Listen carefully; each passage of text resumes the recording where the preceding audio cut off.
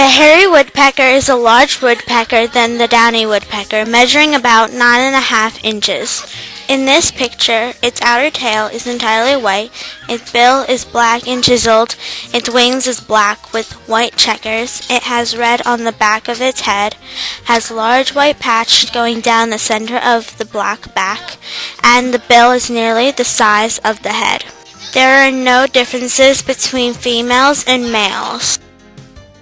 You can see them from sea level to high in the mountains. They prefer medium trees, woodlots, and woodlands. They eat insects like beetles, caterpillars, ants, and suet from the feeders.